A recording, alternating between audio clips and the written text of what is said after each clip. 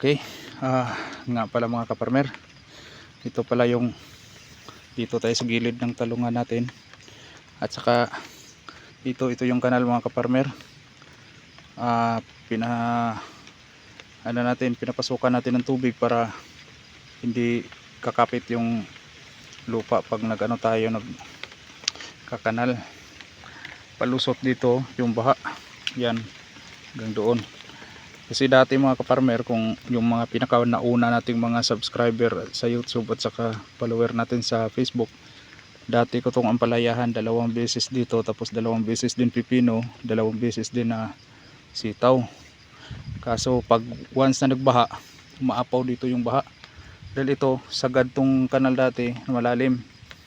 Kaso lang itong ginawa nating diki dito, malalambot ito kasi yung lupa dito tinatambak lang din to ng baha, hinakot galing doon sa ibabaw, yung may talungan natin doon sa ibabaw. Pero okay na rin to kasi naging putik naman siya pag once na ilagay natin dyan, magtumpi-tumpi. Tapos pag once na bumababa na yung tubig, nagiging intact din naman yun siya. Parang gumagawa tayo ng pilapil sa ng diki doon sa palayan. Okay lang din naman. Ang problema lang nito, pag ngayon agad mabahaan, tapos maabot yun ng baha, tapos may pasulog yung tubig, may possibility na mabanlas. Anuhin muna natin hanggang doon, basta masidingan dyan, bahala na doon sa unahan aapaw, basta yung dito na portion hindi, kasi talungan yan eh, mabanlas yung talong natin, sayang naman. Tapos dito madali na lang to, kasi yung portion na yan mataas na bahagi.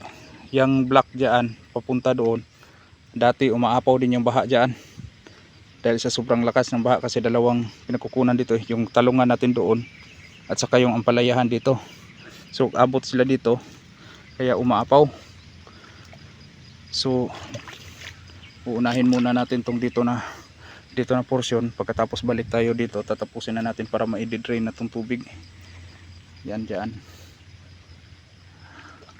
yan, kasi baka magiging tag-ulan na naman to sa buwan na to, dahil mula nung December hanggang itong buwan na to, 2 buwan, grabe talaga yung init. Kaya nga mahirap tayo sa tanim natin.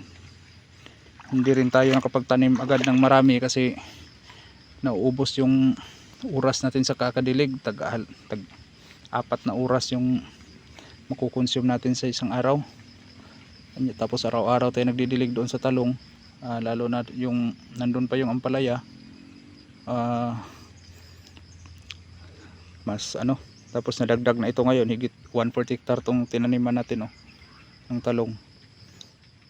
Mas na dagdagan pa yung trabaho natin.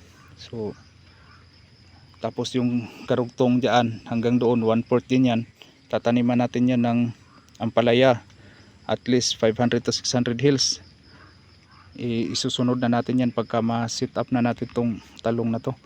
Tapos may tataniman pa tayo ng ampalaya doon sa taas, yung bago lang na tudas ng ampalaya.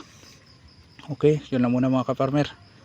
Hanggang sa susunod, pagpapatuloy ko muna itong pagkakanal. Maraming salamat.